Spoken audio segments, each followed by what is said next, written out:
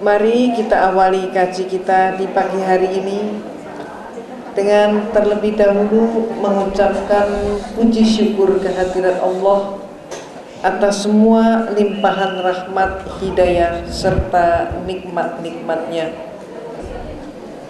Alhamdulillahirrahman alamal Qur'an khalaqal insana alamahul bayan. Ashadu alla ilaha illallahul wahidul qahar al-azizul ghafar mukawwirul laili ala nahar. Wa ashadu anna Muhammadan abduhu wa rasuluh wa habibuhu wa khaliluh. Allahumma sholli ala sayyidil mursalin wa ala alihi wa sahbihi ajma'in wa man tabi'ahum bi ihsanin ila yaumidin. Amma ba'd. Qala Allahu ta'ala fi kitabihil karim, a'udzu billahi minas syaitonir rajim. Bismillahirrahmanirrahim. Kuntum khaira ummatin ukhrijat lin-nasi ta'muruna bil ma'rufi wa tanhauna 'anil munkari wa tu'minuna billah. Al-ayat. Wa qala Rasulullah sallallahu alaihi wasallam, kullu mauludin yuladu alal fitrah fa abawahu yuhawidanihi aw yunasironihi aw yumajjisanihi. Ibu-ibu yang saya hormati dan sekaligus yang saya cintai, alhamdulillah atas perkenan Allah kita dapat berjumpa dalam keadaan sehat walafiat tanpa kurang suatu apapun. Dalam kesempatan ini saya ingin menyampaikan sebuah topik, yaitu tentang strategi pendangkalan akidah, agar supaya kita mampu mengantisipasinya. Dan sebagai latar belakang, saya menyampaikan hal ini disebabkan karena pengetahuan saya, dan pengetahuan saya itu erat hubungannya dengan latar belakang kehidupan saya yang insya Allah berbeda dengan ibu-ibu pada umumnya. Seringkali saya menerima julukan sebagai seorang mantan kafir, dan dengan julukan itu saya katakan alhamdulillah. Kenapa? Karena mantan kafir itu adalah orang yang mendapatkan hidayah Allah. Maka saya katakan alhamdulillah. Sedangkan kalau mantan santri, naudzubillah, karena dia bukan mendapat hidayah Allah, tapi sebaliknya dia mendapatkan laknat Allah. Saya disebut sebagai mantan kafir itu karena saya mempunyai perjalanan hidup yang berbeda dengan ibu-ibu. Tepatnya saya ini adalah sebagai mantan biarawati. Insya Allah ibu-ibu tahu kan yang disebut biarawati, insya Allah pernah kenal. Pernah kenal kan Bu? Minimal kenalnya melalui telenovela Meksiko. Biasanya ibu-ibu menjelang maghrib itu kan? Betul kan? Saya pagi jam 9 juga ada? Nah tuh, malah saya baru ngerti. Pengalaman saya kurang lebih 2 minggu yang lalu, ada ibu-ibu majelis taklim yang mengantar saya pulang. Dia mengusulkan, Ustadzah, kami sholat maghrib di Ustadzah aja ya. Saya katakan alhamdulillah begitu. Saya senang sekali malah kalau ibu berkenan untuk menemani saya berbuka puasa. Dan kemudian naik karena ruangan saya di atas. Setelah itu ternyata ibu-ibu tadi menyatakan, Ustadzah boleh dong sambil nonton TV? Ya boleh aja. Rupanya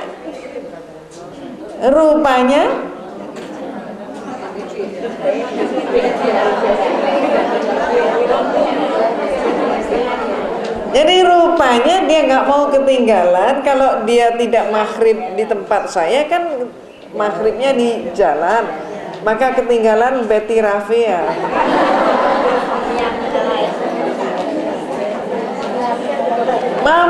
saya baru ngerti juga, saya baru tahu bahwa ternyata menurut ibu-ibu tadi, Ustazah, Betty Rafia sekarang cantik loh, nggak seperti dulu katanya. Betul Bu? Rupanya ibu-ibu juga banyak nih yang nonton Betty Rafia. Sebenarnya yang nonton Betty Rafia itu khusus ibu-ibu atau bapak-bapaknya juga? Termasuk bapaknya ya. Luar biasa. Nah, itulah contohnya. Saya masuk biara menjadi seorang biarawati dan saya katakan alhamdulillah. Kenapa? Karena justru di biaralah untuk pertama kali saya berkenalan dengan Islam. Tepatnya dari semua mereka yang masuk biara itu hanya ada 2 orang saja. Satu adalah diri saya dan seorang teman lagi, yang kami berdua ini diberi tugas khusus, yaitu untuk kuliah di biara dan sekaligus untuk kuliah di Institut Filsafat Teologia, yang di dalam agama Katolik disebut Seminari Agung, yaitu pendidikan akhir pastor. Di sanalah saya menekuni ilmu perbandingan agama, comparative religion, termasuk menekuni Islamologi, ilmu agama Islam. Tapi Islamologi yang saya terima di sana berbeda dengan yang ibu-ibu terima.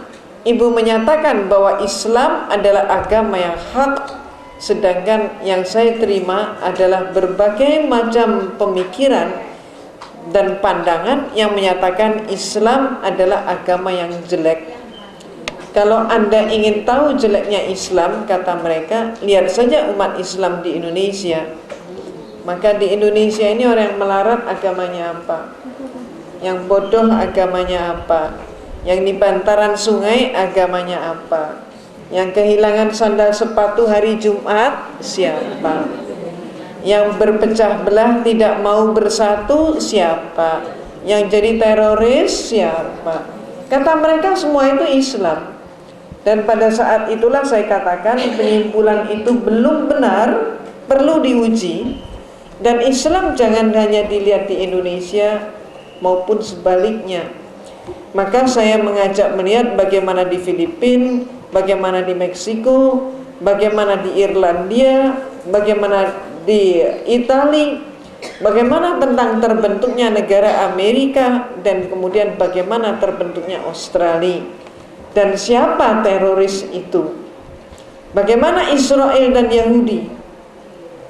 Maka kesimpulannya, kalau demikian tidak terbukti bahwa Islam itu jelek. Solusinya, maka saya minta izin untuk mempelajari Islam dari sumbernya sendiri. Izin pun diberikan dengan tujuan supaya saya mencari kelemahan Islam. Tapi ketika pertama kali saya memegang kitab suci Al-Quran, saya bingung. Kitab ini mana yang depan, mana yang belakang, mana yang atas, mana yang bawah. Karena saya hanya mampu huruf Latin. Padahal kitab suci Al-Quran itu dalam huruf hijaiyah. Maka ketika saya amati bentuk hurufnya pun saya semakin bingung. Ini hurufnya ini kok bulat-bulat, panjang-panjang, dari mana saya harus baca? Maka saya putuskan kalau demikian jalan pintasnya saya harus mempelajari kitab suci Al-Quran dari terjemah. Tapi ketika saya memulai dari terjemah masih keliru juga. Ayat Allah yang saya pelajari pertama-tama bukan dari depan, tapi kebalik dari belakang. Dan yang pertama kali saya kaji adalah surat Al-Ikhlas. Ibu kenalkan surat Al-Ikhlas? Biasanya bapak-bapak kalau sholatnya cepet-cepetan pakai surat apa Bu? Al-Ikhlas. Oh, ibu-ibu juga. Kalau rakaat pertama pakai surat Al-Ikhlas, rakaat keduanya pakai apa Bu? Biasanya Al-Ikhlas di rakaat kedua. Ina atau Ina, surat Al-Kautsar. Alhamdulillah, Allah memberi kepada kita surat panjang dan juga surat yang pendek. Tapi jangan lupa intinya antara yang panjang dan pendek sama, yaitu apa? Petunjuk Allah bagi kita. Alhamdulillah. Nah, ketika saya mempelajari surat Al-Ikhlas di malam harinya, Qul walahu ahad, Allahu samad, lam yalid walam yulad, walam yakul lahu kufuwan ahad. Persis pagi harinya saya mendapatkan kuliah teologi yang mana dosen saya mengajarkan Tuhan itu satu tapi pribadinya tiga, yaitu Tuhan Bapa, Tuhan Putra, dan Tuhan Roh Kudus. Satu Tuhan dalam tiga, tiga Tuhan di dalam satu. Pagi harinya saya mendapatkan demikian, malamnya ada kekuatan yang mendorong saya untuk ngaji kembali surat Al-Ikhlas. Allahu Ahad, yang menurut saya ini yang benar. Maka kemudian hari-hari berikutnya saya dialogkan lagi terus. Mohon maaf ini saya singkat karena ini hanya prolog. Kalau saya tuturkan pengalaman rohani ini syarat dengan perbandingan agama, dan mohon maaf waktunya minimal 1,5 jam. Topik kita hari ini ada yang harus kita dahulukan. Nah, sampai pada klimaksnya saya bertanya kepada seorang dosen sejarah gereja. Saya katakan, Pater, menurut semua literatur yang saya pelajari dan kuliah yang saya terima, ternyata Yesus yang oleh umat Islam disebut Nabi Isa alaihissalam, ternyata Yesus itu baru menjabat sebagai seorang Tuhan, diberi jabatan Tuhan. Peristiwa itu terjadi tahun 325 Masehi. Jadi sebelum tahun 325 Masehi, Yesus belum jadi Tuhan. Yang melantik Yesus jadi Tuhan adalah seorang kaisar Romawi namanya Konstantin. Dan pelantikannya terjadi di sebuah kota yang namanya Nizea. Maka disebut konsili. Konsili ini dalam bahasa Latin Romawi artinya adalah konferensi, atau bahasa lain muktamar. Jadi muktamar tapi bukan untuk memilih ketua partai atau memilih ketua ormas, tapi untuk melantik Tuhan. Maka disebut Konsili Nizea tahun 325 Masehi. Ini adalah saat pertama kalinya Nabi Isa alaihissalam mereka sebut dengan istilah Tuhan. Terus saya tanyakan pada dosen saya, apa benar sejarahnya seperti itu? Dia bilang benar. Dia tanya kenapa? Maka saya jawab, kalau demikian kesimpulan saya, Yesus itu bukan Tuhan, tapi manusia yang dipertuhankan oleh manusia. Dan penuhanan ini tidak sah. Sayangnya ibu-ibu, 95% umat Kristen tidak mengerti sejarah gereja mereka sampai hari ini. Sampai hari ini orang Kristen nggak ngerti. Malah mereka pikir, mohon maaf, mungkin diambilkan ibu, saya diberitahu aja bahwa saya masih ceramah di bagian belakang ibu. Ya, ibu tolong beritahu kalau saya masih ceramah, mungkin 2 jam lagi begitu.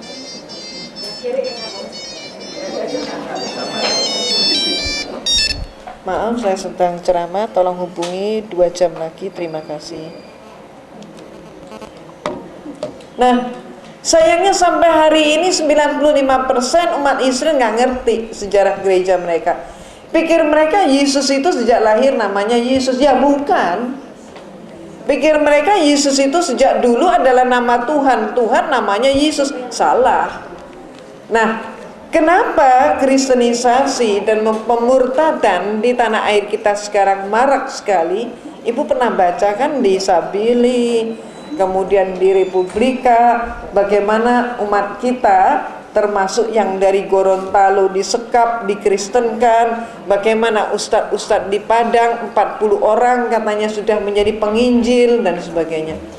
Nah, kalau kita kemudian mempertanyakan mengapa sampai hal itu terjadi, dan di Indonesia ini marak dengan pemurtadan dan kristenisasi, maka jawabannya orang Kristen nggak ngerti sejarah gereja, sehingga mereka pun banyak yang ngotot, tong kosong nyaring bunyinya. Sedangkan sayangnya kita umat Islam juga nggak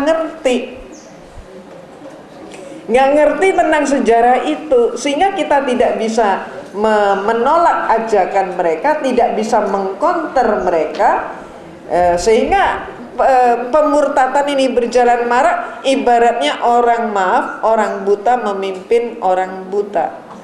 Jadi mereka nggak ngerti, kitanya nggak ngerti, akhirnya karena sama-sama nggak ngertinya, banyak yang kemudian terperosok dalam suatu lembah yang kelam.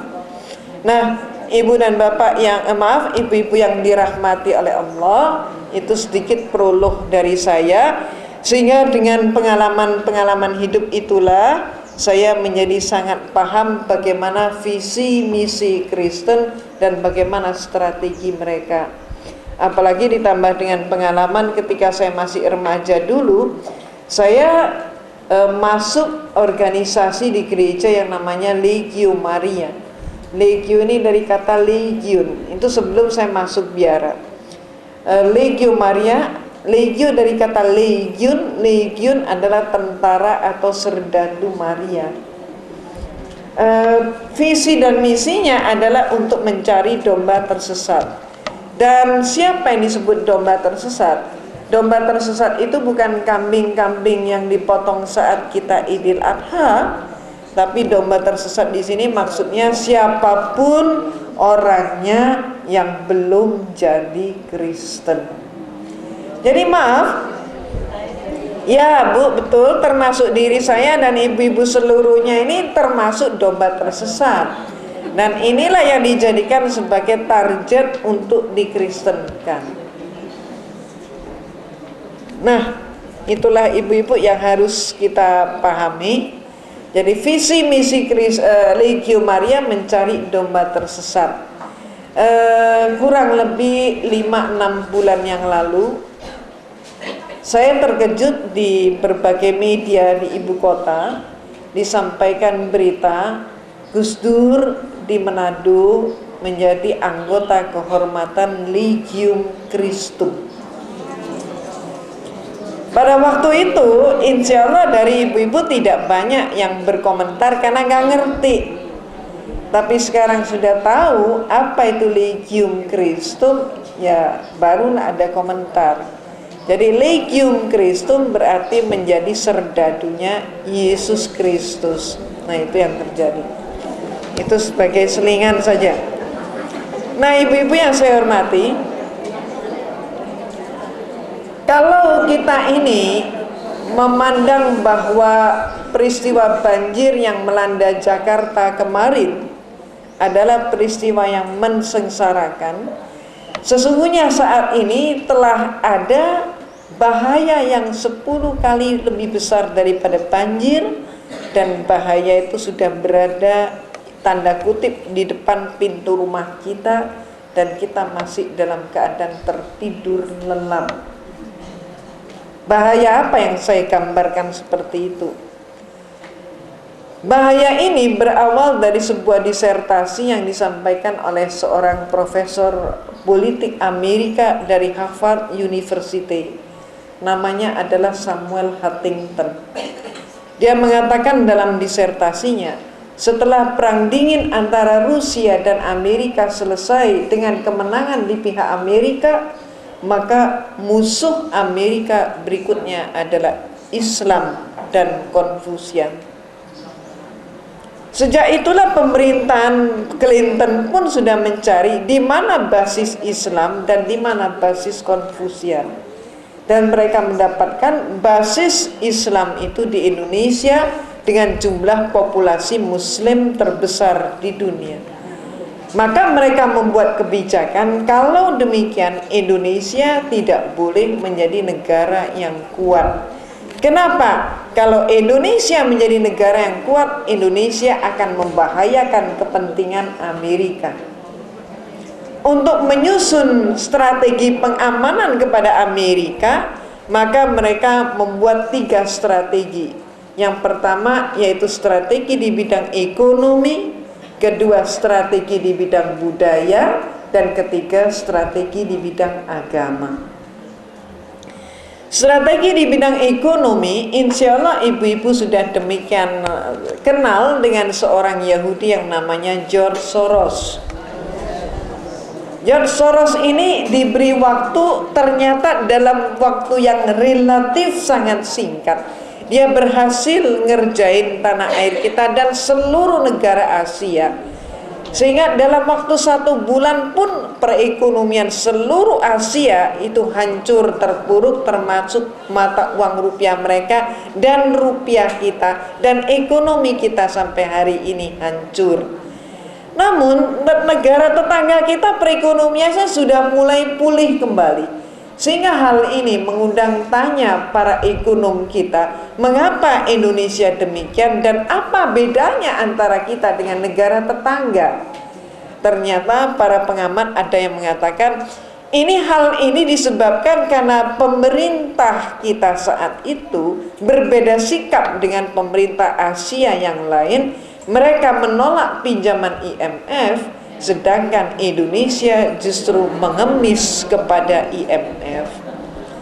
Dan sejak IMF masuk, kata mereka, maka IMF itu sudah berhasil membuat angka pengangguran di atas 70 juta, investor asing yang lari 76%, sumber daya alam kita nyaris tergadaikan seluruhnya kepada pihak asing.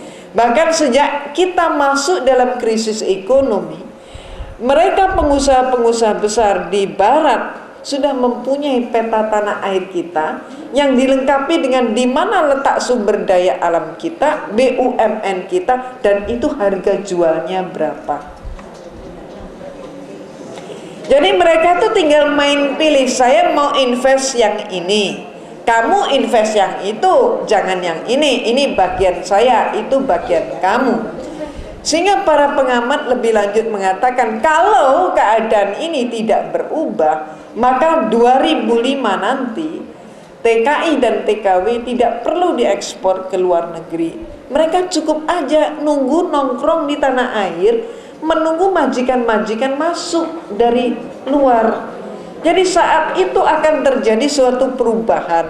Bangsa kita tidak lagi menjadi tuan di negeri sendiri, tapi kita akan menjadi bangsa buruh dan majikan kita adalah orang-orang asing. Kalau ibu-ibu mengamati kantor-kantor di sepanjang Sudirman dan Tamrin, coba ibu amati berapa persen yang masih menjadi milik nasional. Mayoritas sepanjang Sudirman dan Tamrin itu sudah menjadi milik asing.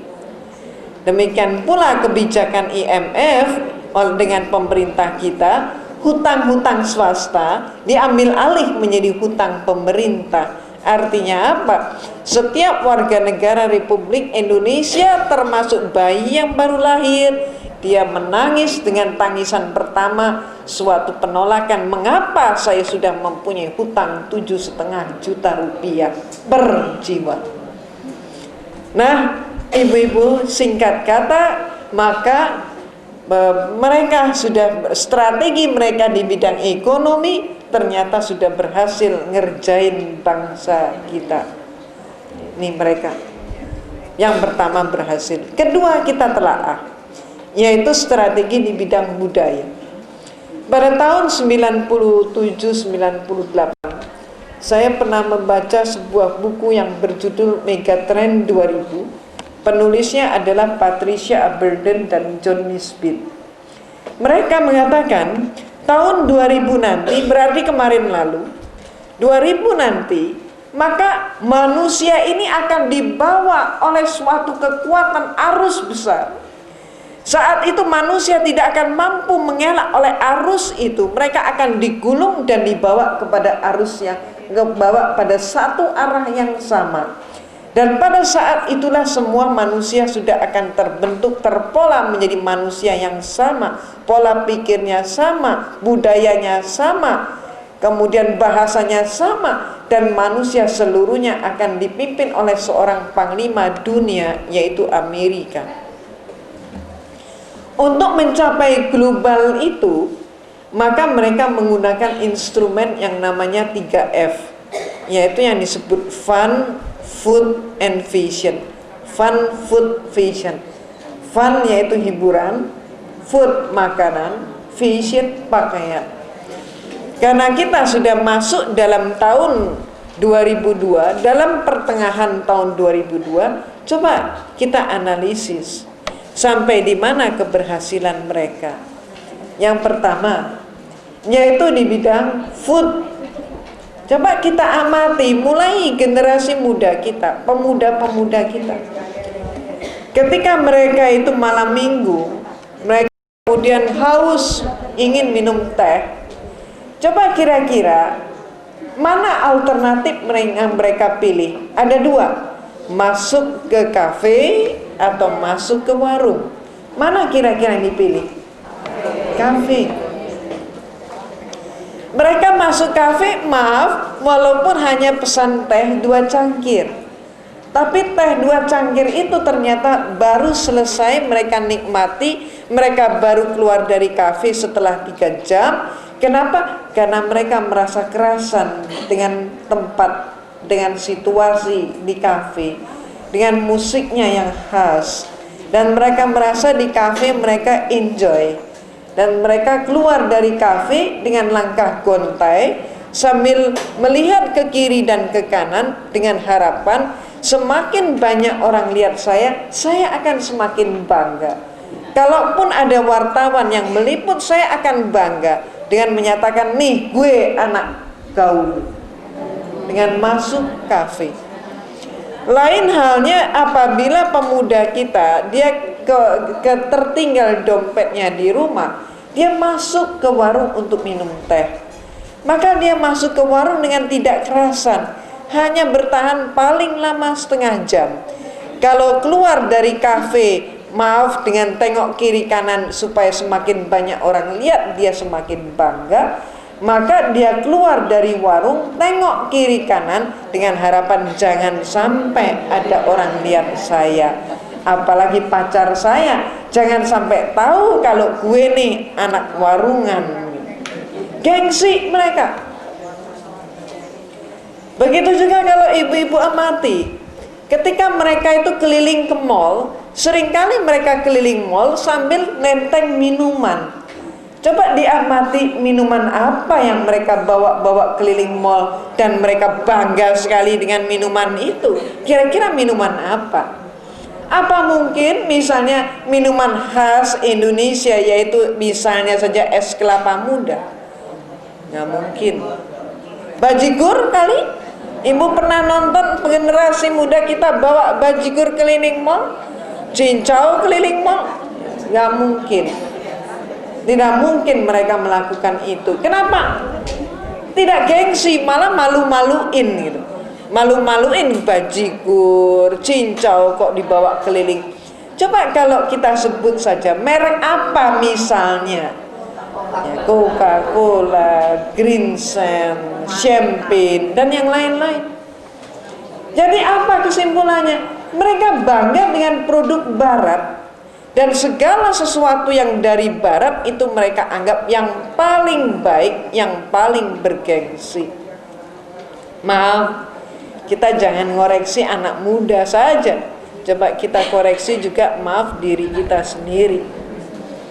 Sebagian daripada kita kaum ibu, mohon maaf, juga sudah terpengaruh budaya ini. Maaf, tentunya bukan ibu-ibu Majelis Taklim Namira, tapi yang di sono tuh. Ibu-ibu muda kita yang di sono tuh sekarang sudah berganti menu. 5 tahun yang lalu, kalau kita bersilaturahmi ke rumah seorang teman yang dari Sumatera Selatan, dia akan demikian bangga kalau bisa menyajikan makanan khas Sumatera Selatan. Empek-empek. Ketika ngeluarin empek-empek ceritanya panjang. Oh, ini empek-empek nggak ada seperti ini di Jakarta. Ini adanya dari Palembang. Saya baru dapat kiriman tadi pagi dari Palembang. Ketika kita masuk ke Jawa Timur, orang Surabaya akan demikian senangnya kalau dia bisa menyajikan rujak cingur. Bangga dia. Keluar dari Surabaya, ada sebuah kota kecil. Walaupun kecil, tapi si Doarjo ini, dia akan bangga sekali dengan yang namanya kupang. Dia bercerita, Seluruh Indonesia yang punya kupang cuman Sidoarjo. Presiden pertama sampai keempat makan kupang semua di sini katanya. Masuk kemudian kita ke Jawa Tengah. Orang Jogja merasa belum jadi Jogja kalau dia belum ngeluarin gudeg. Masuk ke Jawa Barat, orang Bandung Mojang Priangan akan ngeluarin peyem. Sampai kita ke Betawi, orang Betawi ngeluarin apa? Nasi uduk. Ibu-ibu, itu 5 tahun yang lalu masih terjadi. Sekarang semua itu sudah hilang. Ibu-ibu muda kita demikian gengsi.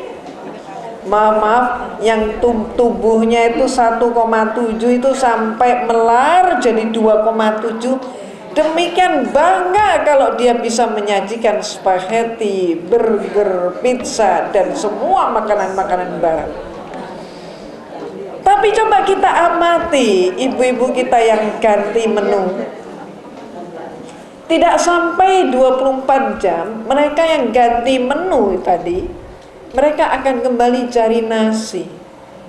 Dan setelah ketemu nasi, mereka akan walaupun 1 sendok, pokoknya nasi masuk perut kita tenang katanya. Dan coba ibu amati, ketika sudah 24 jam nggak ketemu nasi, dia pilih nasi. Dan setelah itu apa? Coba ibu hidangkan, ada steak, ada juga ikan asin, ada lalapan. Kira-kira yang dipilih yang mana? Ikan asin sama lalap, bukan steaknya lagi yang dipilih. Jadi ternyata apa? Ibu-ibu muda kita itu ganti menu bukan karena selera, bukan karena kebutuhan, tapi karena apa? Gengsi. Ini yang dikejar. Seolah-olah yang barat lebih baik daripada milik kita sendiri. Maaf ibu, gejala apa ini sebenarnya? Inilah yang disebut krisis identitas. Maaf, kita sekarang ini sudah mulai terkena penyakit. Tidak bangga dengan diri kita, tidak bangga dengan keislaman kita,